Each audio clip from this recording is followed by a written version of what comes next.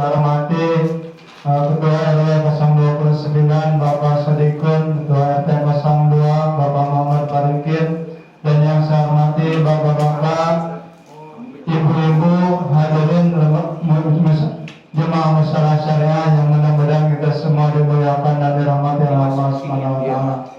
Pertama dan yang paling utama, mari kita panjatkan puji dan syukur kehadirat Allah Subhanahu wa taala atas nikmat-nikmat dan karunia yang telah diberikan kepada kita semua, terutama nikmat iman, nikmat Islam, nikmat panjang umur yang disertai dengan nikmat sehat walafiat, sehingga pada malam hari ini kita masih dapat berkumpul di tempat yang mulia ini dalam rangka melaksanakan salah satu dari kewajiban kita, yaitu sholat maghrib berjamaah yang dilanjutkan dengan mengajar rutin.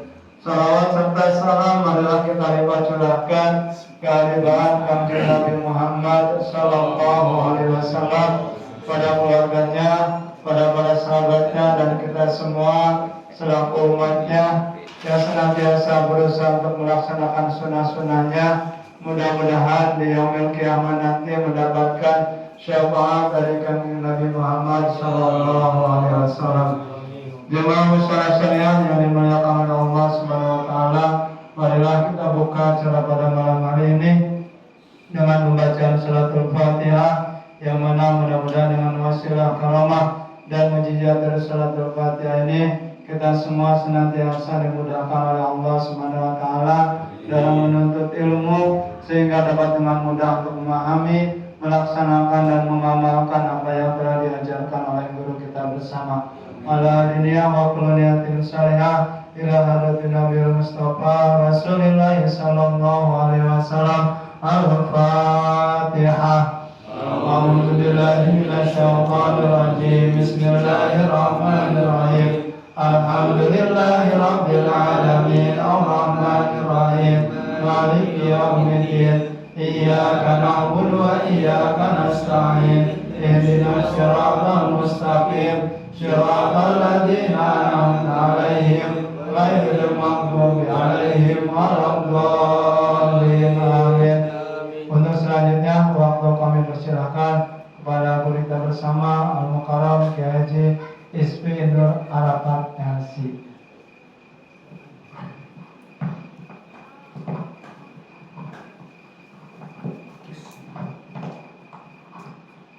Bismillahirrahmanirrahim. Assalamualaikum warahmatullahi wabarakatuh. Waalaikumsalam warahmatullahi wabarakatuh. Alhamdulillahilladzi ja'ala al-ilma wasilatan li bulugis sa'adah, summa fataha babal ilmi liman talabah wa huwa fatahul alim. Asyhadu an la ilaha illallah wahdahu la syarika lah, wa asyhadu anna Muhammadan abduhu wa rasuluhu la nabiyya ba'da. Allahumma shalli ala sayyidina Muhammad wa ala alihi wa ashabihi wa man tabi'ahum bi ihsanin ila yaumiddin. Yang sama-sama kita hormati Ketua DKM Musolah Asy-Syariah. Masya Allah, ini luar biasa Pak. Musolahnya namanya Asy-Syariah. Ya. Semoga ini mungkin nanti musolah ini akan menjadi masjid. Wallahu a'lam dari mana tanahnya, wallahu a'lam dari mana rezekinya. Toh kita masih di atas bumi ya Allah Subhanahu wa taala. Ya. Biwasilati umil Quran wa bi syafaatir rasul syai'un lillahi lahumul Fatihah. A'udzu billahi minasyaitonir rajim. Bismillahirrahmanirrahim. Alhamdulillahi rabbil alamin. Ar-Rahmanir Rahim. Maliki yaumiddin. Iyyaka na'budu wa iyyaka nasta'in. Ihdinas siratal mustaqim. Siratal ladzina an'amta 'alaihim ghairil maghdubi 'alaihim waladdallin. Al-Fatihah berikutnya mungkin kita khususkan untuk kesehatan kita Pak, kesoleh-solehahan, soleh dan solehahnya anak-anak kita, segala bentuk hajat kita semoga diijabah oleh Allah Subhanahu wa taala. Bagi yang ingin umroh semoga akhir tahun awal tahun kita bisa berangkat, Pak. Bagi yang belum dipanggil untuk melaksanakan ibadah haji bisa langsung secepatnya dipanggil oleh Allah Subhanahu wa taala. Kita ini al-fakir, Pak. Orang miskin, miskin iman, miskin hati, miskin harta. Ya, kita hanya berharap kepada Allah Subhanahu wa taala, dan yang kita harapkan hanya dari syafaatnya Rasulullah Muhammad sallallahu alaihi wasallam. Bimujizati umil Quran wa syafaati Rasul syai'un lillahi lahumul Fatihah. A'udzu billahi minasyaitonir rajim. Bismillahirrahmanirrahim. Alhamdulillahirabbil alamin arrahmanir rahim maliki yaumiddin. Iyyaka na'budu wa iyyaka nasta'in ihdinas siratal mustaqim siratal ladzina an'amta 'alaihim ghairil maghdubi 'alaihim waladdallin. Amin. Bapak-bapak mushola syariah yang insyaallah dimuliakan oleh Allah Subhanahu wa taala, izinkan saya di sini, Pak, pada kesempatan kali ini mungkin saya sebentar akan menggantikan kiai kita, guru kita, yaitu Kiai Al-Hajj Lutfi Mutawalli. Kalau beliau biasanya mengkaji kitab Nasoihul Ibad, ya, karangan ulama Al-Bantani, karangan ulama Nawawi Al-Bantani, tentang nasihat-nasihat untuk kita sebagai seorang hamba. Insya Allah pada kesempatan kali ini saya sedikit menjelaskan tentang kitab tafsir, Pak. Yang mana penjelasan dari tafsir ini itu berkaitan dengan nasihat kita sebagai seorang hamba. Ini dari tafsir Qurtubi, Pak. Ya, saya belajar 4 tahun yang lalu di Mesir sana. Tafsir Qurtubi itu insya Allah nanti kita sedikit akan menjelaskan tentang tafsir surat Al-Kahfi. Tafsir surat apa? Al-Kahfi. Al-Kahfi. Biasanya surat Al-Kahfi ini menarik, Pak, di kalangan masyarakat kita pada saat ini. Biasanya hari Jumat, sudahkah kita Al-Kahfian hari ini? Biasanya istri kita ya, Pak, ya, sudahkah kita Al-Kahfian hari ini? Anak-anak sekolah biasanya gurunya mengingatkan, sudahkah kita membaca surat Al-Kahfi pada hari ini? Wabil khusus pada hari Jumat. Nah, lalu apa sih sebetulnya keistimewaan dari surat Al-Kahfi ini? Lalu sebetulnya apa sih asbabun nuzul, sebab daripada surat Al-Kahfi diturunkan oleh Allah kepada Rasulullah Muhammad? Akan kita bahas bersama-sama mengenai tafsir surat Al-Kahfi. Sebelumnya mungkin anak-anak kita atau bapak-bapak ini ada yang tahu makna secara bahasa Al-Kahfi itu apa, Pak? Gua. Secara bahasa maknanya adalah gua.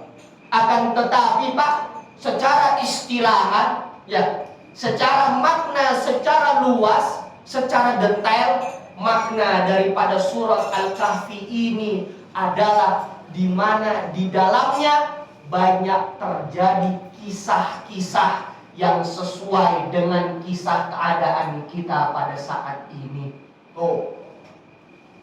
Dalam surat Al-Kahfi ini, Pak, mungkin secara bahasa maknanya hanya goa saja, tetapi secara istilah di dalam surat Al-Kahfi ini itu banyak sekali cerita-cerita yang sangat sesuai atau yang relevan dengan keadaan kita pada era ini. Era di mana semua serba modern, Pak. 4.0 bahasa kerennya mah, bahasa milenialnya mah, semuanya serba digital. Ya, Pak, ya? Lalu apa makna yang ada di dalam surat Al-Kahfi ini? Makna yang pertama adalah di dalam surat Al-Kahfi ini ada satu cerita di mana ada 5 orang pemuda yang sangat menakjubkan, yaitu pemuda Ashabul Kahfi. Yang mana pemuda tersebut, ya, ditidurkan oleh Allah Subhanahu wa taala berapa tahun, Pak? 300 tahun lebih lamanya pemuda tersebut ditidurkan oleh Allah. Kenapa pemuda tersebut ditidurkan oleh Allah? Karena kezaliman raja pada saat itu, Pak. Karena kemunafikan raja pada saat itu, Pak. Mereka meminta kepada Allah, "Ya Allah, tolonglah kami, wahai Tuhanku, ya Rabbi." Kata para pemuda yang menakjubkan ini. Karena ini nanti berkaitan dengan Zionis, Pak, dengan Yahudi. Bahasa kita sekarang ini apa Yahudi itu? Israel. Nah, karena ini berkaitan nih nanti, Pak. Cerita tentang Ashabul Kahfi ini dengan Zionis atau Israel. Dulunya Yahudi. Tuh, ya. Mereka berdoa kepada Allah Subhanahu wa Ta'ala, "Wahai Allah, tolonglah kami." Kemudian Allah Subhanahu wa Ta'ala mentidurkan dalam waktu lebih dari 300 tahun, dan kemudian dibangunkan kembali oleh Allah Subhanahu wa Ta'ala. Ini bukti bahwasannya kita semua yang di sini nih, baik yang paling muda maupun yang paling tua, itu nanti akan diwafatkan oleh Allah Subhanahu wa Ta'ala. Tuh, Pak, bukti daripada kisah Al-Kahfi ini.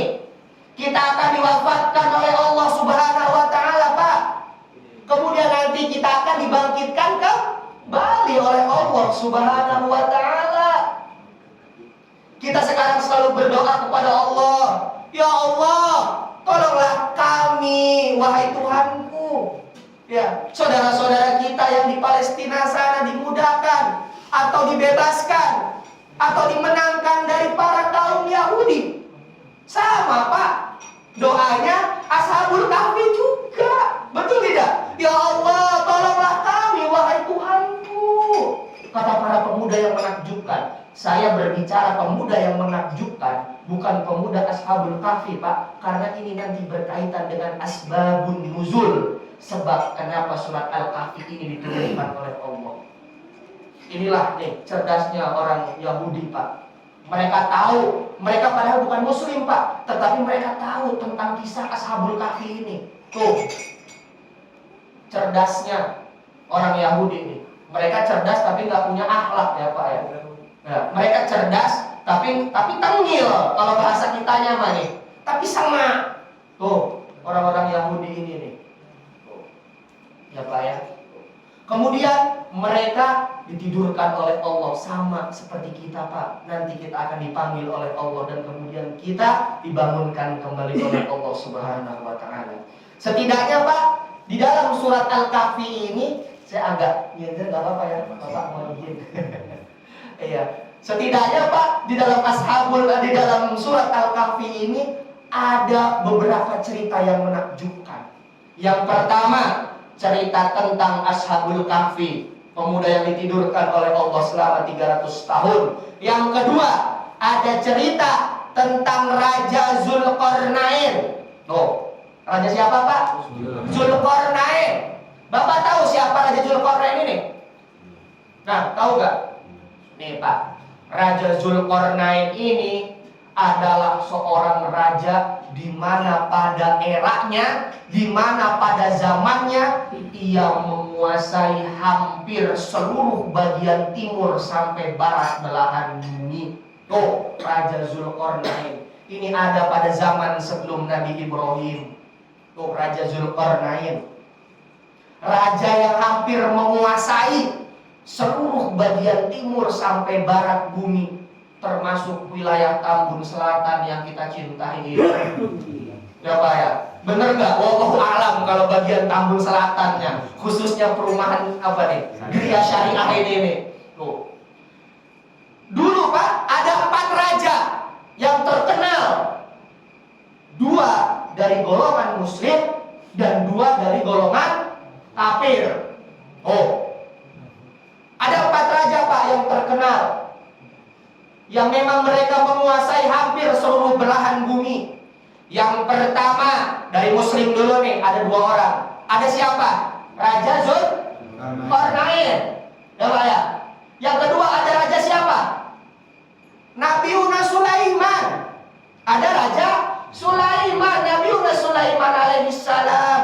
Ada Raja Sulaiman alaihissalam, di mana bijaksana, beliau bisa ngobrol dengan hewan. Loh, nih 2 orang raja nih dari kaum muslimin. Ya.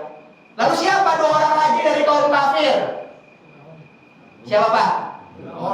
Raja Namrud. Tuh, yang kedua raja Fir'aun masih kalah Pak pamornya. Sama siapa? Sama Raja Romawi. Oh, walaupun kalau dikaitkan Romawi ini nama rajanya Raja Ramses. Ya, Ramses. Ramses itu bahasa lain dari Fir'aun. Tuh, 7 tahun saya di Mesir. Saya pernah lihat Fir'aun Pak. Jelek tuh bentuknya. Oh iya, mumi. 7 tahun saya di Mesir Pak, kuliah S1 S2.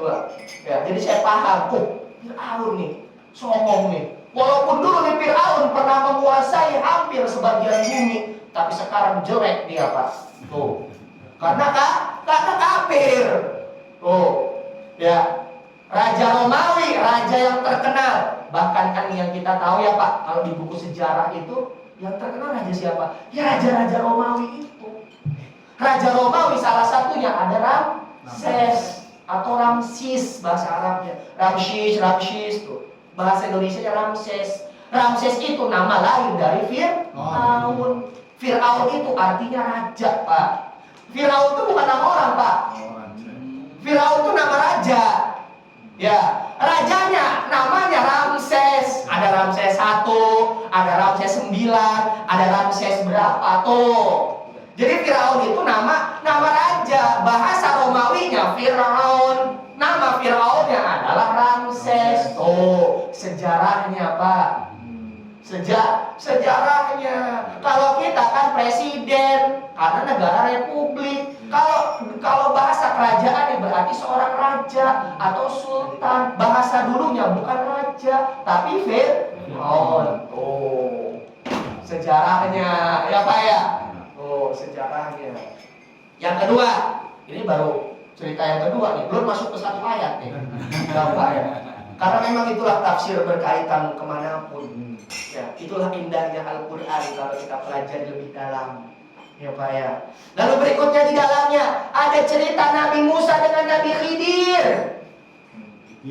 Oh, Nabi Khidir antara guru dengan muridnya. Oh, di dalamnya ada cerita juga tukang kebun. 2 orang tukang kebun. Yang mana yang 1 orang tukang kebun ini dia keadaannya miskin, tapi dia taat kepada Allah Subhanahu wa Ta'ala. Dan yang 1 lagi tukang kebun ini kaya, tapi dia tidak taat kepada Allah Subhanahu wa Ta'ala. Tuh Pak, ada cerita-cerita tentang kisah tadi. Nanti ini nih yang ditanya sama Yahudi nih kepada Rasulullah Muhammad tentang cerita tadi. Kita masuk Pak ke ayat pertama. Ya, ke ayat pertama surat Al-Kahfi. Ya, hari Jumat nih Al-Kahfian Pak. Karena di dalamnya banyak kisah-kisah yang menarik. Tuh, ya Pak ya, banyak kisah-kisah yang menarik. Ustaz, saya baca Al-Kahfi kalau sampai dari awal sampai akhir mungkin berat Ustaz. Ya minimal baca 1 halaman, minimal baca 1 kaca. Oh, ya Pak ya. Bismillahirrahmanirrahim. Alhamdulillahilladzi anzala ala abdihil kitaba wa lam yaj'al lahu iwaja. Alhamdulillah. Apa artinya alhamdulillah Pak? Segala puji bagi Allah Tuhan semesta alam. Tuh, di ayat pertama surat Al-Kahfi. Ya, di ayat pertama, di kalimat pertama langsung dijelaskan. Oh, ini ayat ke-82 kalau nggak salah Pak. Surat ke-18 ya, surat ke-18. Ya. Alhamdulillah, segala puji bagi Allah Tuhan semesta alam. Tuh. Ini Pak, pertama dari surat Al-Kahfi adalah bentuk pujian kita. Kita ini siapa Pak? Hamba. Kita ini siapa Pak? Umat. Ya, tuh. Alhamdulillah. Bentuk pujian kita yang pertama kepada Allah Subhanahu wa Ta'ala. Dikasih nikmat iman, dikasih nikmat Islam, dikasih nikmat anak-anak soleh, dikasih keberkahan waktu, Pak. Apa bukti daripada keberkahan waktu? Kita masih bisa silaturahim di majelis ilmu ini. Itu bagian daripada keberkahan waktu. Tuh. Betul tidak, Pak? Betul. Silat kita datang ke majelis ini, niatnya mencari ilmu, dapat ilmu kita. Yang kedua, kita niatnya bersilaturahim, yang mana silaturahim itu adalah memperpanjang rezeki, yang mana silaturahim adalah memperbanyak rezeki dan menghapuskan dosa-dosa kita. Kita bayangkan, Pak, habis sholat salam-salaman sama satu sama lain, itu dosa terhapus semuanya, Pak. Alhamdulillah, tuh. Puji kepada Allah Subhanahu wa Ta'ala.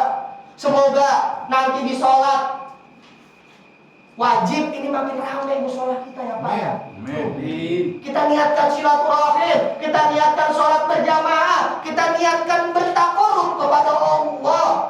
Kita ini siapa sih, Pak? Al-Fakir Allah.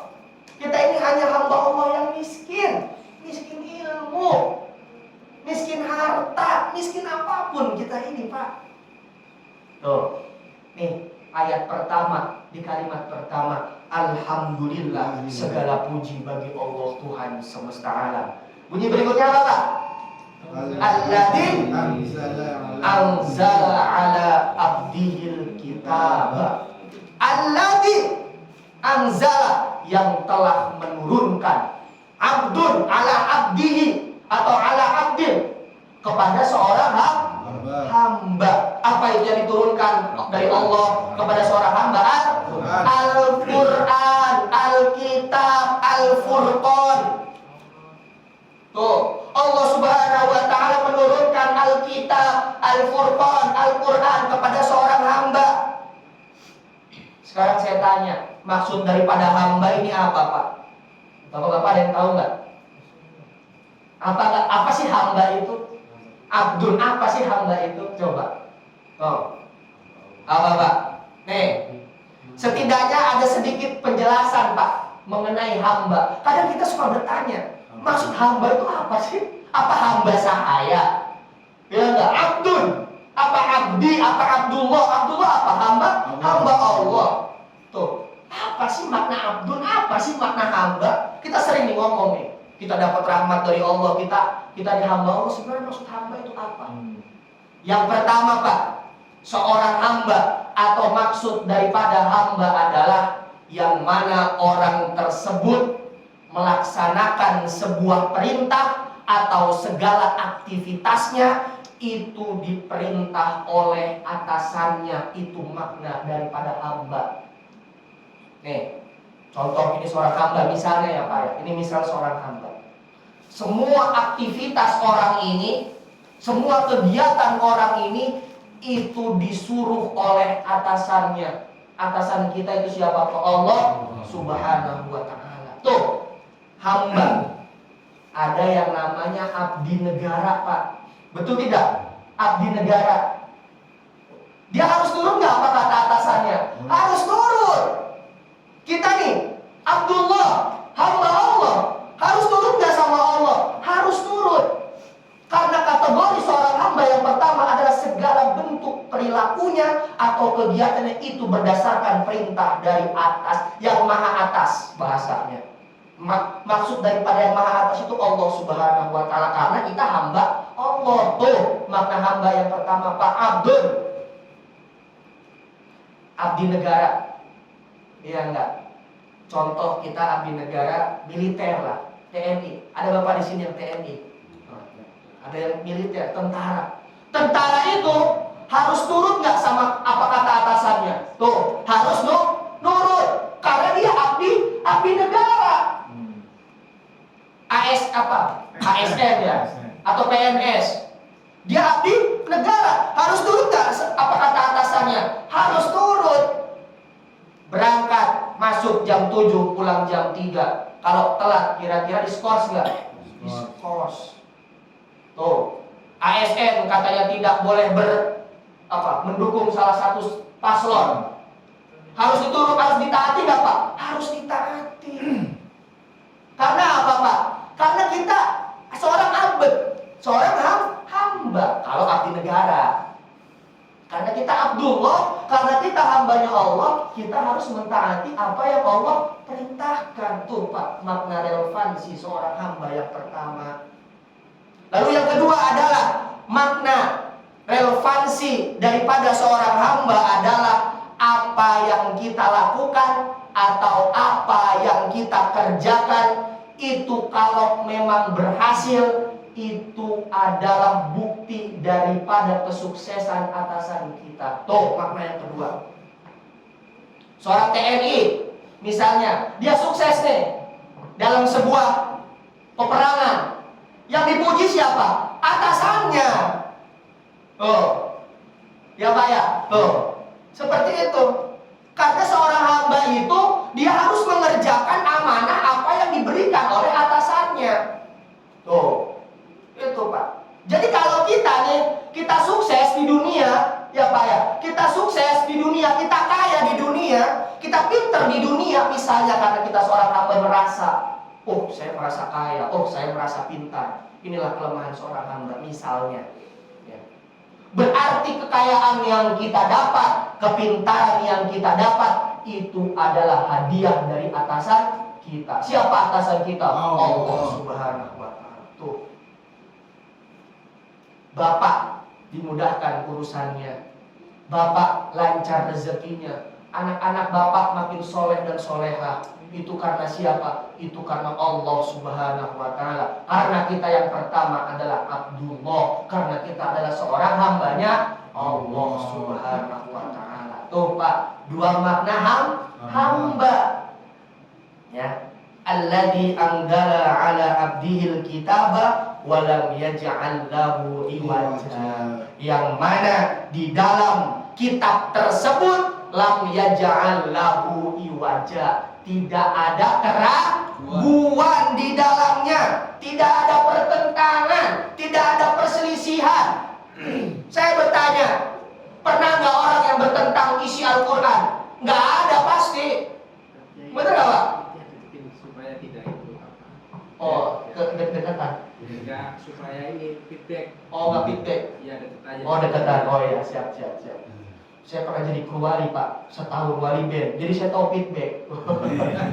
Iya. Dulu saya kan mondok Pak. Akhirnya saya di Darul Kolam, karena kan Latansa itu kan wali band kan alumni pesantren Latansa. Nah, saya ngabdi di pesantren 1 tahun 2 bulan itu saya jadi kru wali band Pak. Gulung-gulung kabel sebelum saya ke Mesir dulu. Jadi feedback, saya paham. Insya Allah Pak. Gain, long, middle, high. Ini Rangga nih pada tahu nih. Ya, seperti itu ya Pak ya. Gitu ya. Walam yaj'al lahu iwaja, yang mana di dalamnya tidak ada keraguan. Saya tanya sekarang di sini, masih ada yang meragukan Al-Quran? Saya tanya di sini, masih ada yang memang dia berselisih dengan Al-Quran? Nggak ada Pak yang berani. Bener nggak? Kita ini sebagai seorang hamba ini berselisih paling apa sih? Masalah sosial biasanya. Emang kita pernah berselisih tentang Al-Quran? Nggak akan pernah Pak. Tuh bukti bahwasanya Al-Quran tidak akan membuat perselisihan. Makanya Al-Quran tidak bisa didebatkan. Ya Pak ya. Jadi kita sudah jelas nih betapa indahnya ayat suci Al-Quran. Lalu ayat yang kedua Pak. Apa ayat yang kedua Pak? Qayyiman liyundira ba'syan syadida min ladunhu wa yubashshiral mu'minina alladzina ya'maluna sholihat anna lahum ajran hasanah. Qayyiman. Nah, qayyiman ini maknanya Al-Quran sebagai jalan yang lurus. Qayyim sebagai jalan yang lurus, sebagai bentuk bimbingan yang lurus. Makanya nih Pak, kalau kita pengen anak-anak kita soleh, kalau kita pengen anak-anak kita akhlaknya itu baik, kalau kita pengen anak-anak kita itu apa Pak? Akhlaknya nggak tercela, nggak ngikut-ngikut nih orang-orang luar itu yang kacau pergaulannya, yang rusak pergaulannya. Yang pertama, ajarkan anak kita belajar membaca Al-Quran. Tuh Pak, yang pertama. Yang pertama, ajari mereka lancar membaca Al-Quran. Tuh syarat pertama. Kalau dia sudah lancar baca Al-Quran, insya Allah dia bisa mendoakan orang tuanya. Toh doa yang kita sering minta dengan bahasa Arab itu dari Al-Quran. Tuh, betul gak Pak? Tuh, anak kita harus lancar baca Al-Qurannya Pak. Tuh syarat yang pertama. Kalau memang pergaulan anak-anak kita itu mau bagus, pergaulan anak-anak kita itu mau baik, tidak rusak, yang pertama tuh Pak, ajari mereka membaca Al-Quran dengan baik dan benar. Yang kedua, ajari mereka bagaimana mencintai Rasulullah Muhammad Sallallahu Alaihi Wasallam. Ajari mereka mencintai Rasulullah Pak. Kalau mereka sudah cinta sama Rasulullah, kalau mereka sudah bisa membaca Al-Quran, insya Allah Pak, di hati mereka akan terjaga oleh Al-Quran. Bukannya Al-Quran itu dan Rasulullah adalah rahmatan lil alamin. Saya tanya sekarang tentang rahmat. Apa arti rahmat itu Pak? Apa arti rahmat? Kasih sayang. Itu makna secara bahasa. Kayak tadi Al-Kafi, makna secara bahasa apa? Goa. Tapi ada makna secara istilahan. Apa makna rahmat itu? Tuh, bukannya kita selalu ngomong kita menginginkan rahmat dari Allah. Lalu apa sih makna rahmat itu? Wa ma arsalnaka illa rahmatan lil alamin. Tidaklah wa ma arsalnaka, tidaklah kami utus engkau wahai Muhammad illa rahmatan lil alamin, kecuali engkau sebagai bentuk rahmat Allah Subhanahu wa taala lil alamin, bagi alam semesta. Tuh, rahmat di sini maknanya adalah Rasulullah Muhammad sallallahu alaihi wasallam. Wa ma arsalnaka illa rahmatan lil alamin, tidaklah kami utus engkau wahai Muhammad kecuali engkau sebagai rahmat untuk alam semesta. Betul gak Pak? Tuh, makna rahmat. Tapi ada yang bilang makna rahmat kasih sayang, betul gak? Betul. Secara bahasa. Secara lebih dalam kalau kita kaji, ya tadi Pak, makna rahmat itu yaitu Rasulullah Sallallahu Alaihi Wasallam. Coba kita nih, yang kita tauladani, suri tauladan siapa Pak? Rasulullah Muhammad. Betul tidak Pak? Betul. Bahkan dikatakan dalam hadis qudsi, ya, laulaka ya Muhammad lima khalaqtul aflak. Oh, di hadis qudsi. Hadis qudsi itu hadis Pak, yang mana maknanya itu dari Allah Subhanahu wa taala. Oh, hadis qudsi itu adalah hadis di mana yang maknanya itu dari Allah Subhanahu wa taala.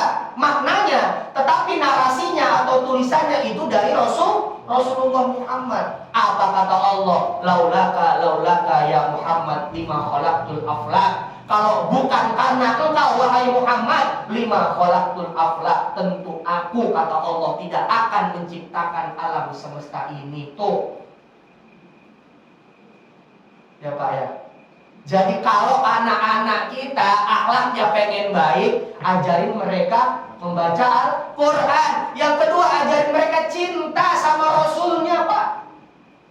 Cinta sama Rasulnya. Karena kalau dia cinta sama Rasulnya, itu nanti hatinya akan digerakkan dengan nur, dengan cahaya.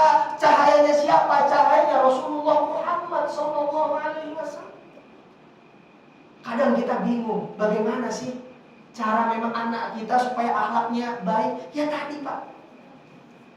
Tuh, kalau dia bisa baca Al-Quran, bisa nggak dia mimpin sholat? Bisa. Bisa nggak dia mendoakan orang tuanya? Bisa. Kalau dia lancar baca Al-Quran, kalau dia lancar baca Al-Quran, pasti dia bisa menghafal Al-Quran. Kalau dia lancar membaca Al-Quran, pasti dia bisa baca tulis bahasa Indonesia. Tuh. Makanya saya senang banget ini. Di samping ini ada TPK ya, TPK ya. TPK. Tuh. Kita hidupkan Pak TPK di samping ini. Kita pengen teriak-teriak, aduh, saya pengen anak saya jadi soleh dan soleha, tapi dia nggak bisa baca Al-Quran. Tuh, ya Pak ya, bahasanya begini Pak. Bahasanya anak kita nih sampai dia bisa baca Al-Quran itu harus kudu Pak, bahasa orang Tambunnya. Apa kudu? Hah? Harus. Apapun harus dilakukan. Tuh. Apapun harus dilakukan. Kalaupun dia jadi dokter yang lancar membaca Al-Quran. Kalaupun nanti dia jadi insinyur yang memang dia ahli Al-Quran.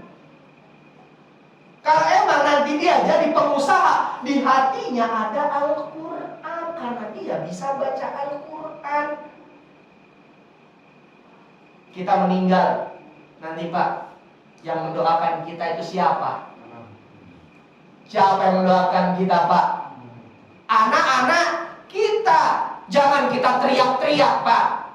Saya pengen nanti meninggal anak saya mendoakan saya. Tetapi kita perhitungan dengan anak ketika mereka belajar Al-Quran. Jangan sampai Pak. Kudu, kalau bahasanya mah kudu. Ya kudu bisa baca Al-Quran dengan baik dan benar. Ya, karena tadi kan saya bilang dia lancar baca Al-Qurannya, dia bisa mendoakan orang tuanya. Ya Pak ya, kita doakan semoga anak-anak kita jadi anak yang soleh dan solehah Pak. Kalau sunnah Rasul nih Pak, ngedoain anak itu sambil diusap kepalanya Pak. Kadang nih bapak-bapak atau ibu-ibu ya, kadang kan bentuk rasa cinta kita ke anak kita. Nah, diusap-usap kepalanya. Itu sunnah Rasul Pak. Itu ada hadisnya. Dalam kitab Syama'il Muhammadiyah yang dikarang oleh Imam At-Tirmidzi itu ada hadisnya. Mengusap kepala anak kita sambil mendoakan itu bagian daripada sunnah Rasul. Anak kita sebelum tidur diusap kepalanya sambil didoakan, nak jadi anak yang soleh ya nak. Tuh, sambil mendoakan anak kita sambil menghidupkan sunnah Rasul. Bagaimana tidak diijabah oleh Allah kita menghidupkan sunnah Rasul sambil berdoa. Oh, ibaratnya mah kayak kita itu doa di depan Ka'bah Pak. Doa di tempat-tempat mustajab. Kita berdoa sambil menghidupkan sunnah Rasul sambil usap kepalanya Pak. Itu ada hadisnya. Ya, sambil diusap kepala anak kita, nak jadi anak yang soleh ya nak. Nak doain bapak ibumu nanti nak kalau bapak wafat nak. Nak kalau bapak meninggal nanti bahasanya kamu doakan, kamu urus jenazah bapak nak. Tuh, sambil menghidupkan sunnah Rasul Pak, sambil kita mendoakan anak-anak kita. Ya, mengusap kepala anak sambil mendoakan adalah bagian daripada sunnah Rasul. Gampang gak Pak? Gampang banget kan? Kadang kan kalau kita belajar sunnah Rasul tuh kayaknya berat ya. Menghidupkan sunnah Rasul tuh kayaknya berat. Yang mudah-mudah saja. Keluar dari masjid, dari musola nih, musola Asy'ariyah yang kita cintai, sampai rumah kita. Besok kita berangkat ke tempat kerja, jalannya tidak diseret. Itu bagian daripada menghidupkan sunnah Rasul. Karena Rasul ketika jalan-jalannya tidak diseret. Idza masya taqafayan ka'annahu yamsi min sobabin. Rasul kalau jalan-jalannya tegap, tidak diseret. Ka'annahu yamsi min sobabin, seperti orang yang baru turun dari atas bukit. Tuh, Rasulullah Muhammad kalau jalan. Kan biasanya kalau orang jalan diseret itu menandakan apa Pak? Orang malas. Kekenyangan nih. Nih, weteng nih, kekenyangan nih, perut kekenyangan nih, malas, ngantuk biasanya orang-orang apa yang jalannya nyeret itu. Tuh Pak, seperti orang yang baru turun dari atas bukit, dari atas gunung, atau kalau susah membayangkan dari atas tangga masjid, tangga rumah kita, turun dari lantai 2 ke lantai 1. Kalau diseret jalannya jatuh enggak? Jatuh pasti Pak, benar enggak? Tuh, itulah Rasulullah Muhammad. Beliau kalau jalan-jalannya nggak diseret. Seperti orang yang baru turun dari atas bukit, dari atas tangga. Jadi kalau kita pulang dari musola ke rumah, jalannya nggak diseret, kita menghidupkan sunnah Rasul. Kita hitung berapa langkah tuh jalan kita ke kantor, naik kereta, naik motor, naik mobil. Tidak diseret jalannya. Di sisi lain kita menghidupkan sunnah Rasul. Ya. Ada hadisnya, ada Pak, dalam kitab Syama'il Muhammadiyah. Syama'il Muhammadiyah ini adalah kitab yang menjelaskan bagaimana bentuk tubuh mulia Rasul. Oh, kitab Syama'il Muhammadiyah. Saya ngaji kitab Syama'il Muhammad itu di Perumahan Geraha Prima, di Masjid Al-Munawwarah. Jadi dalam kitab itu dibahas bagaimana bentuk tubuh Rasul, tingginya Rasul, warna rambut Rasul, panjang rambut Rasul, bagaimana Rasul nyisir, bagaimana tanda kenabian di punggung Rasul, bagaimana sunnah-sunnah Rasul ketika Rasul mandi bersama Aisyah istrinya. Oh, dibahas dalam kitab Syama'il Muhammadiyah. Itu karangan Imam At-Tirmidzi, salah satu perawi hadis yang terkenal. Baik, kita lanjutkan Pak. Nah, kita lanjutkan ke surat Al-Kahfi ya Pak ya.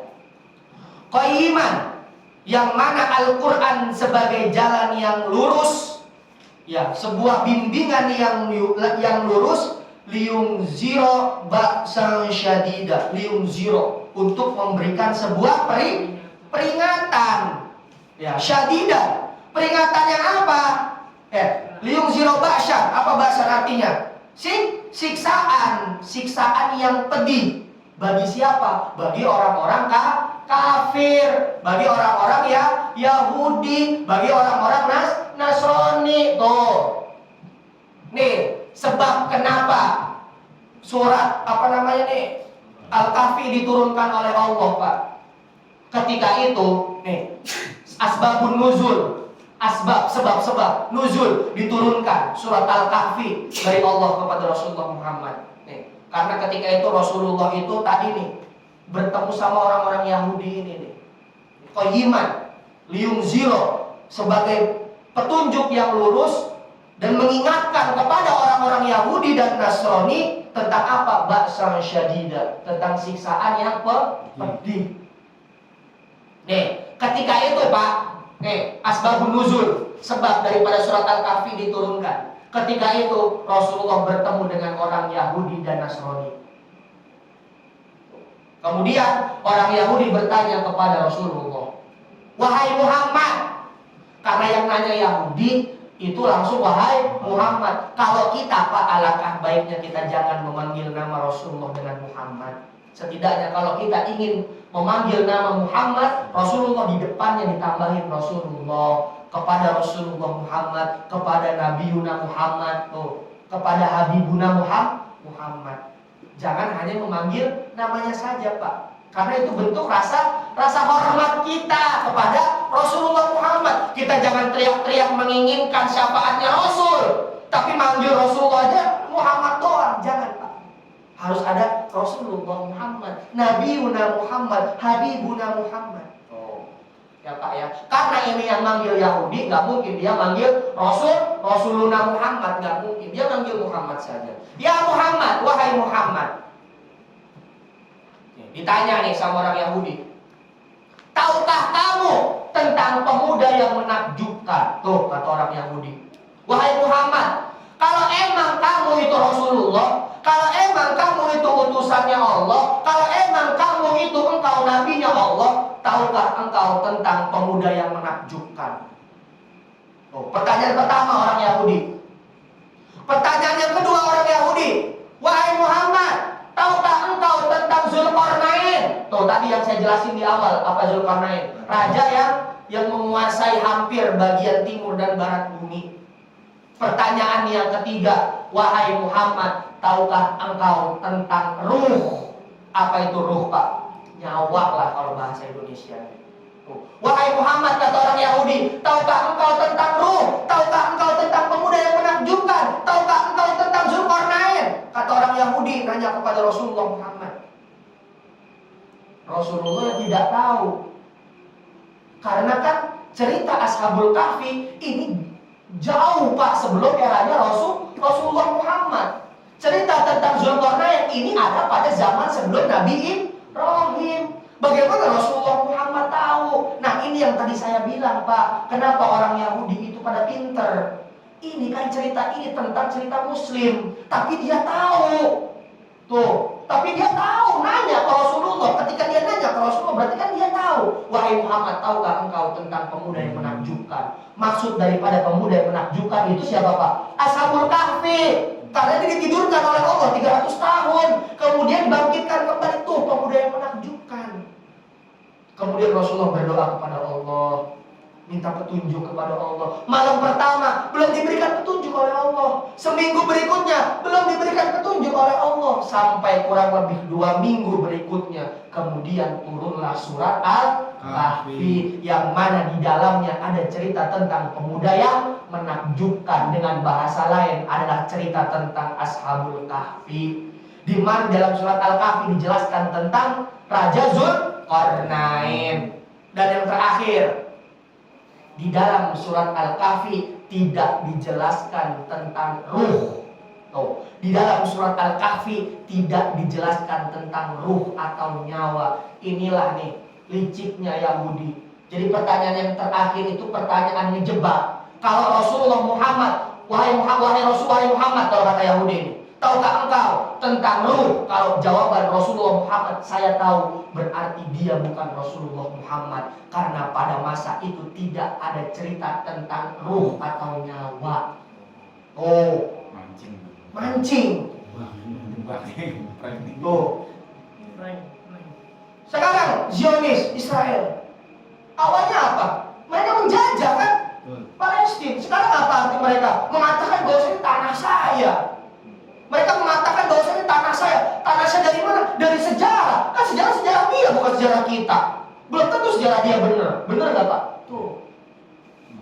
Pertanyaan yang pertama, wahai Muhammad, tahukah engkau tentang pemuda yang menakjubkan? Rasulullah kemudian menjawab, saya tahu tentang pemuda yang menakjubkan. Pertanyaan yang kedua, tahukah engkau tentang cerita Zulkarnain? Saya tahu tentang cerita Zulkarnain.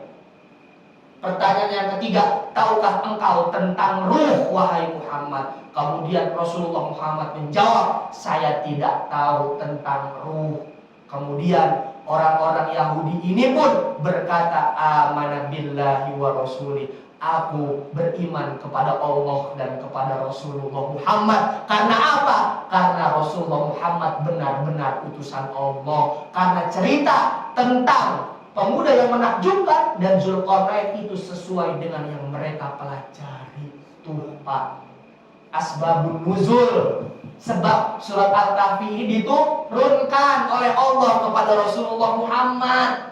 Di dalamnya banyak cerita-cerita menakjubkan, cerita tentang raja yang kaya Zulkarnain, cerita tentang Ashabul Kahfi yang luar biasa. Makanya kita disunahkan untuk membaca surat Al-Kahfi, wabil khusus di hari Jumat, karena hari Jumat hari paling istimewa. Tuh, ya Pak ya. Sebab kenapa surat Al-Kahfi ini diturunkan? Sebab betapa mulianya surat Al-Kahfi ini.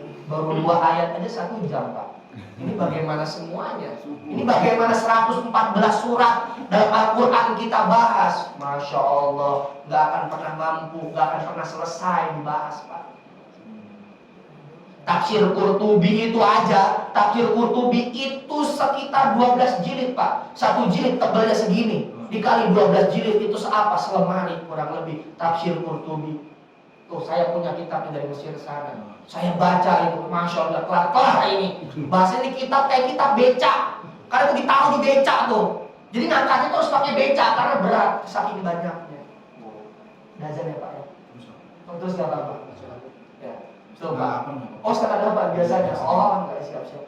Paling 7:30 kurang Pak, karena jam 8 saya ada ngaji lagi kebetulan di Mangunjaya.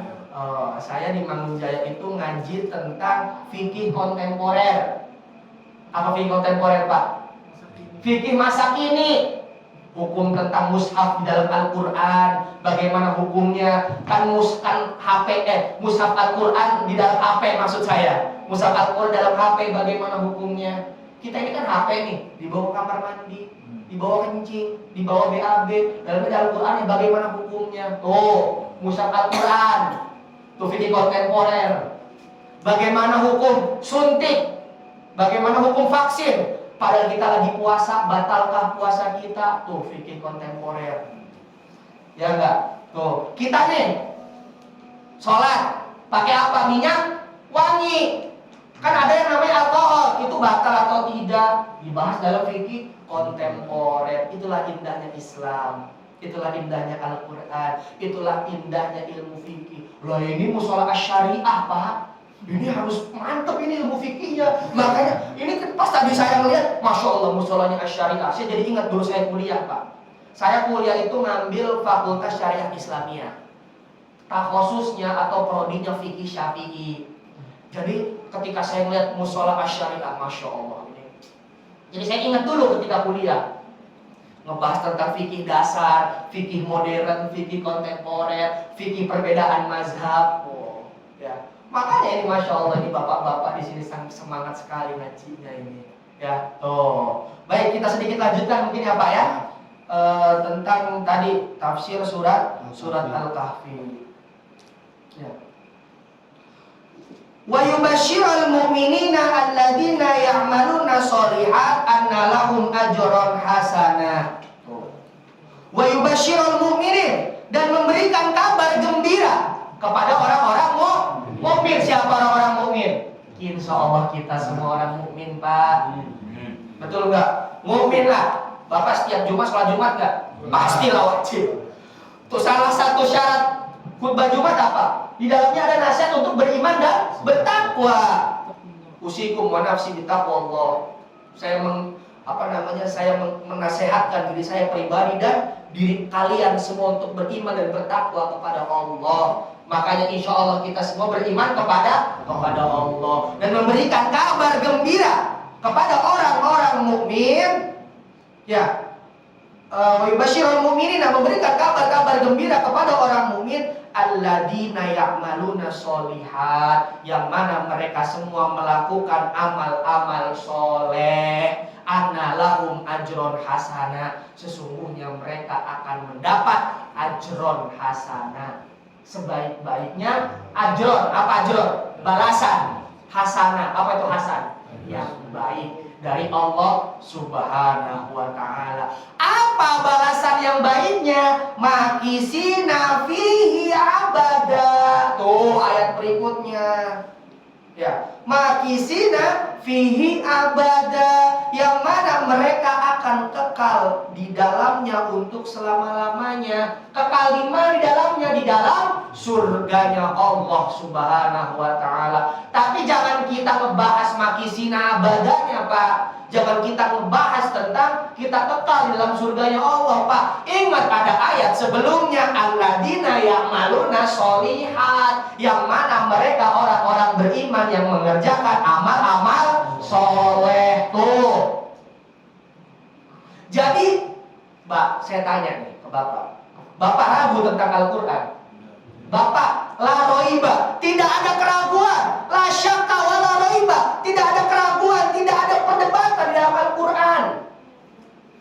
Jadi kalau kita mau makisina fihi abada, kalau kita mau kekal dalam surganya Allah, ingat ayat sebelumnya, alladzina ya'maluna sholihat. Kita bersama-sama mengerjakan amal-amal soleh. Tuh, kita hidupkan musola ini. Amal soleh enggak Pak? Amal soleh. Berkah gak waktu kita? Berkah waktu kita. Saya tanya, Bapak pernah nggak merasakan real, nyatanya keberkahan waktu? Saya tanya, pernah nggak Bapak merasakan? Saya tanya, nih, contoh, kita semua pasti di sini pernah ujian, betul nggak? Pernah ujian. Sebelum ujian kita pasti mempersiapkan ujian kita. Tuh, biasanya anak sekolah nih. Sebelum ujian kita belajar, kita ngapal. Ini kok ngapal nggak masuk-masuk? Bener apa? Ini kok belajar nggak paham-paham? Ujian kita jam 7 pagi. Malamnya, paginya itu hafalan masuk semua. Itu yang kita pelajari paham semua. Tuh bagian daripada keberkahan waktu Pak, contohnya. Kembali kepada ayat yang pertama, makna abdun. Apa abdun? Hamba. Kita seperti itu bukan karena kita hebat, Pak, tetapi karena yang maha kuasa Allah Subhanahu wa ta'ala, atasan kita, memberikan kita keberkahan waktu. Bapak kerja nih, deadline misalnya 2 minggu, ya enggak? Deadline 2 minggu, nggak kelar-kelar itu pekerjaan. Tiba-tiba H-1, H-2, tiba-tiba kelar aja. Pernah ngerasain kayak gitu, Pak? Tuh, itu bagian daripada contoh keberkahan waktu. Ingat, kita jangan sombong, Pak. Bukan kita yang hebat, tetapi karena kita tadi di ayat pertama, Abdullah, hambanya Allah. Allah yang memberikan kita kemudahan tadi. Oh, kita pengen bikin maulid. Misalnya pengen bikin hari memperingati hari besar Islam nih, musola syariah. Seminggu misalnya membutuhkan dana 50 juta misalnya. Seminggu itu duit belum kekumpul. Tuh, duit belum kekumpul, tapi acara lancar nggak, Pak? Lancar. Ada nggak rezekinya, Pak? Ada. Tuh contoh daripada keberkahan waktu. Pas hari H ada aja kan, Pak? Yang bantu, yang ngasih makanan, yang ngasih kemudahan. Ini contoh daripada keberkahan waktu, Pak. Bukannya contoh dari hebatnya kita. Kenapa contoh daripada keberkahan waktu? Karena kita Abdullah, karena kita hambanya Allah, karena Allah Subhanahu wa ta'ala adalah atasan kita. Itulah mengapa tadi makna hamba yang kedua, kalau kita berhasil itu bukan karena kita, tapi karena atasan kita, yaitu Allah Subhanahu wa ta'ala. Tuh, Pak, sebetulnya muter-muter di situ aja kan. Tuh. Fa idza qudiyatis sholatu fantashiru fil ard wabtahu min fadlillahi wadhkurullaha katsiran la'allakum tuflihun. Surat Al-Jumu'ah ayat 10.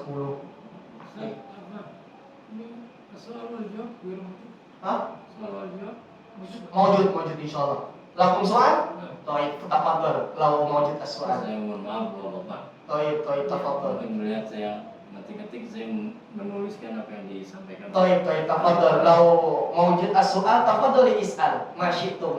Fala bahasa. Tadi dikatakan yang pertama bahwasannya yang saya pahami Betul. Dari hadis-hadis yang saya pahami bahwa surat Al-Kahfi itu Mankuri Al-Kahfi. Ya, Mankuri Al-Kahfi fi lailatul Jumu'ah. Oh iya, fi lailatul Jumu'ah semua. Diberikan naungan ila Jum'ah ba'da. Gimana sih? Diberikan naungan Ila Jum'ah ba'da. Sampai 1 minggu penuh. Gitu. Jadi tapi antum mau bilangnya tadi kok hari Jumat. Nah. Sebentar. Iya, oke, baik. Semasa ini di sini di ayat pertama. Oh iya. Di akhir Iwaja. Walam yakulahu iwaja. Qadima. Di situ kan ada sakta. Iya. Tanpa harus bernafas. Iya. Kita nggak boleh membaca iwaja terus naik nafas. Qadima. Taib. Itu kan nggak boleh. Taib. Kita harus berhenti di qadima. Taib. Tapi harus diwakafkan Taib. iwaja. Taib. Ada sakta. Nah itu limada. Ana al-hujjah. Limada syaqta al-hujjah. Taib. As-su'alul awal. Ma makna al-Jum'ah? Indonesia. Oh, taib. Wa ma adraka al-Jum'ah? Wa ma al-qiyamah? Wa ma adraka al-qiyamah? Kenapa? Lalu apa sih makna hari Jumat itu? Jumat itu kalau kalender Hijriah itu di waktu dari habis maghrib sampai ketemu maghrib. Kalau kalender Masehi ketemunya dari tengah malam, benar nggak, Pak? Tuh. Kalau kalender Masehi dari 00 ketemu 00. Tapi kalau kalender Hijriah, ya, kalau kalender Hijriah itu ketemunya dari badan maghrib. Itulah dikatakan kalau hari Kamis malam dinamakan malam Jumat. Karena kenapa? Karena itu berdasarkan kalender Hijriah. Nah, timbul pertanyaan, Ustadz, katanya ini baca Al-Kahfi atau baca surat-surat yang lainnya afdolnya pada hari Jumat. Itu maksudnya hari Jumat dari kapan sampai kapan? Berarti dari malam Jumat, dari habis maghrib sampai hari Jumat dan azan maghrib. Taib. Mabuk ya nih? Taib. Payung-payung tuh ya nih? Taib. Taib. Asani ma'al hujjah. Kaifa al-hujjah yani qayyiman fihi asakta. Taib. Thumma Di dalamnya ada saktahnya di atasnya. Terus apakah bisa dibaca? Enggak, bukan. Gimana? Saya kira karena al-hujjah, gimana hunaka sabta? Oh. Fi tafsir atau Oh, kenapa di dalamnya ada saktahnya? Kenapa tidak ada saktahnya? Maksudnya kenapa kok ada saktahnya? Kenapa nggak usah ditulis gitu maksudnya? bukan. Gimana? Ada saktanya di kan itu apa termasuk tanda-tanda Betul, wakaf, ya. Bukan, tanda-tanda bacaan Quran yang Ditahan. spesial. Oh, ada saktahnya tadi. Sakta, ada imalah, Taib, ada taib, ismal, taib. dan itu. Oh, Tapi taib. sakta di situ. Oh. Nah, Itu ada hujjah. oke, apa hujahnya? Kenapa di dalamnya ada syaktahnya gitu ya Ustaz ya? Kenapa di sini ada apa hujahnya ya? Hujahnya adalah ini adalah bukti daripada indahnya kalam-kalam Allah Ustaz. Yang pertama saya tanya, kalau kita Ana lastu ustaz. nggak setuju? Ana lastu ustaz. Oh, tohib. Kuluna ustaz ya, kuluna mas'ul. Semua kita adalah ustaz. Loh, betul nggak Pak? Kita ustaz. Untuk siapa? Untuk anak-anak kita. Sirtu abdan man alami harfan. Amin. Betul nggak Ustaz? Kita ini guru. Ustaz itu artinya apa? Guru. Untuk siapa? Untuk anak-anak kita. Al-um wal ab madrasatul ula li auladiha. Ibu dan bapak adalah madrasah pertama untuk anaknya. Walaupun dikatakan dalam kitab tarbiyah al-um, tetapi makna di sana ada bapak.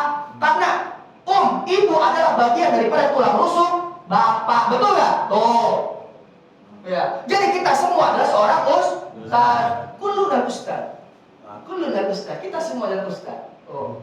Tayyib. Ana nukallim Arabiyah wala Indonesia.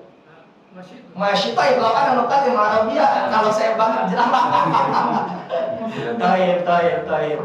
Nah, inilah Ustaz, inilah Bapak, bentuk daripada sebuah keindahan membaca Al-Qur'an. Ya, di sana ada ilmu tajwid. Ya, di sana ada syakta, di sana ada hukum wakaf. Tuh, jadi tidak asal-asalan seperti bahasa Arab. Al-Qur'an ini bukan bahasa Arab, Ustaz. Bukan seperti bahasa Arab, beda. Coba antum bisa bahasa Arab ke Saudi, ke Mesir, bahasa Arab yang kita pelajari dari pakai sama mereka. Betul nggak? Tuh, kita pakai belajar bahasa Arab. Ana uridu ilal masjid. Saya ingin pergi ke masjid. Sampai di sono saya ngomong ana uridu ilal masjid, diketawain sama orang Mesir. Apa ini? Ana uridu ilal masjid. Intaruh masjid.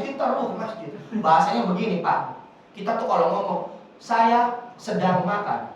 Sesudah saya makan, saya mau pergi ke masjid. Diketawain nggak kalau ada orang ngomong kayak gitu? Iya sama. Saya sekarang sedang membaca tafsir surat Al-Kahfi. Sesudah ini saya ingin makan nasi goreng dibeli di depan rumah saya.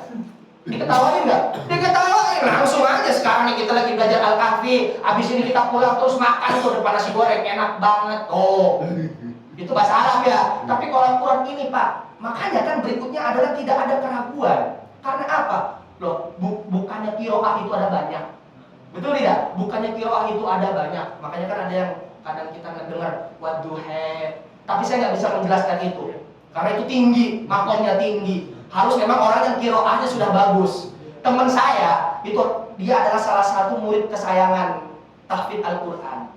Jadi kalau kita ingin setoran Al-Quran ke syekh tersebut, itu yang mewakili teman saya. Saking dia diberikan murid kesayangan sama syekhnya itu. Terus kemudian saya nanya, kenapa sih sampai digelari murid kesayangan syekh? Ya karena aku belajar qiraah tuh. Ini adalah bukti bagian daripada indahnya Al-Quran. Kenapa ada hukum syakta, kenapa ada hukum wakaf, kenapa ada tajwid. La syakka wa la raiba fil Quran. Tidak ada keraguan dalam Al-Quran. Indahnya ayat-ayat Al-Quran. Kadang indah gak Ustaz? Pak, kalau kita baca dengan tajwid, didengungkan ni'mah. Tuh. Ni'mah minallah, ni'aman la tuhsa adaduha. Sebuah nikmat yang mana nikmat itu tidak bisa dihitung nilainya. Kembali ke penjelasan saya di awal, Pak. Kalau anak kita mau paham, mau enak baca Al-Quran, ajarin mereka abatasa dari awal. Tuh, itu kuncinya. Hujahnya hujah. Wahadi huwa Al-Quran, wahada huwa Al-Quran. Hada kalamullah. Wa naqra'ul Qur'an, Al-Furqan, Al-Kitab, Al-Qur'an. Tuh hujahnya, Ustaz. Ya Pak ya. Tuh. Itu tadi seperti yang tadi saya jelaskan di awal. Ya, kita pelajari anak-anak, ajari anak-anak kita membaca Al-Qur'an. Jangan pelit-pelit ya Pak ya. Kalau anaknya nih kudu baca Al-Qur'an terus kudu. Fardu ain. Ya, fardu ain. Bahkan mungkin kalau ada hukum fikih itu di atas fardu ain itu saya terapkan hukum fikihnya di atas fardu ain. Kata Sidna Ali apa? Sirtu abdan man 'allamani harfan. Sirtu abdan. Apa sirtu abdan artinya, Ustaz? Aku siap, sirtu, aku siap menjadi seorang hamba. Man 'allamani, barang siapa yang mengajari aku ilmu harfan, walaupun hanya satu huruf. Tuh Sidna Ali yang ngomong, bukan saya. Satu huruf aja orang tersebut mengajarkan kepadaku, aku siap menjadi hamba baginya. Apalagi guru-guru kita, Pak. Makanya kita jangan sepelein. Ya, huruf alif, ba, ta. Saya bisa seperti ini, kita semua bisa baca Al-Qur'an. Kita semua bisa mempelajari karena siapa? Karena dulu guru-guru kita. Kita bisa bahasa Arab karena dulu guru-guru kita yang mengajari A-Fathah A, Ba-Fathah Ba, Ro-Fathah Ro, A-Ba-Ro, Ba-Fathah Ba, Ya-Fathah Ya, Ro-Fathah Ro, Ba-Ya Ro. Tuh. Iya enggak? Tuh. Kadang nih, ini nih, kalau guru Quran biasanya ini nih, kok nggak bayar infak nih? Ya nggak bayar infak ini nih. Dikirim surat cinta dari gurunya kepada orang tuanya. Tadi kalamnya apa bunyinya? Ba fathah ba, ya fathah ya, ro fathah ro, ba ya ro. Karena orang tuanya bisa baca Quran, karena orang tuanya lancar ngaji Qurannya, bisa ikroknya, dijawab so fathah so, ba fathah ba, ro fathah ro, so ba ro. Oh. Dari gurunya disuruh bayaro, dari orang tua muridnya disuruh sobaro, disuruh sabar. Tuh, ya. Toib, mungkin cukup sekian ya Ustaz. Cukup sekian. Terima kasih banyak. Ini kita bisa menjadi sebuah diskusi yang sangat menakjubkan sekali. Ya, sebuah diskusi yang sangat menakjubkan. Saya kadang seneng Pak kalau ngelihat orang bisa bahasa Arab. Jadi saya mengulang lagi nih bahasa Arab. Kadang kita kan karena udah lama di Tambun ya, jadi ngomong bahasa Tambun. Bahasa Tambun, lah bolo amat, lah baget, ilok tuh, nanan tuh, nanan ya enggak? Karena kadang saya itu, kadang kita, ayolah, kadang saya suka ngajak teman-teman di rumah, ayo kita diskusi tentang apa, tentang tasawuf. Ayo kita diskusi. Justru kalau diskusi saya ini pengen didebatin. Bahasanya mereka nggak setuju dengan apa yang dijelaskan sama saya. Karena ketika dia ada perdebatan, itu menjadi sebuah kenikmatan. Ilmu kita makin banyak, akal kita makin tajam nih akal kita. Kita makin merasa, Masya Allah, ternyata kita ini masih al-fakir ilallah. Kita ini masih menjadi seorang yang miskin. Hadanallah wa iyyakum ajmain. Terima kasih banyak. Mohon maaf jika ada kata-kata yang kurang berkenan. Di akhir kita kirimkan Al-Fatihah untuk saudara-saudara kita yang sedang berada di Palestina. Amin. Semoga Allah selalu memberikan pertolongan kepada mereka. Semoga dan pasti mereka dalam keadaan syahid dan syahidah, dan kita diwafatkan oleh Allah dalam keadaan syahid. Anak-anak kita jadi anak yang soleh dan soleha. Segala bentuk urusan kita diberikan kemudahan oleh Allah Subhanahu wa taala. Ala hadhihi ni'wala kulli niyatin sholihah bi mu'jizati umil Qur'an wa syafaati Rasul. Syai'un lillahi lahumul Fatihah. Alhamdulillahirabbil alamin arrahmanir rahim. Iyyaka na'budu wa iyyaka nasta'in. Shiratal ladzina an'amta 'alaihim ghairil maghdubi 'alaihim waladdallin. Mohon maaf Bapak-bapak karena saya jam 8 harus ngaji lagi, padahal masih menarik ini. Masih banyak, baru 2 ayat. Ya, semoga nanti bisa dilanjutkan oleh guru-guru yang lainnya. Ilmu kita makin banyak dan sekarang bisa dijadikan sebagai bentuk silaturahim kita, penghapus dosa, memperbanyak rezeki, ya Pak ya. Hadanallahu wa iyyakum ajmain. Kalau ada kata-kata yang kurang berkenan, saya mohon maaf. Kalau ada kata-kata yang kurang berkenan, datangnya dari saya. Dan kalau ada ilmu yang bermanfaat, itu datangnya dari Allah dan Rasulnya. Wallahu muwaffiq ila aqwamit thoriq. Wassalamualaikum warahmatullahi wabarakatuh. Waalaikumsalam warahmatullahi wabarakatuh.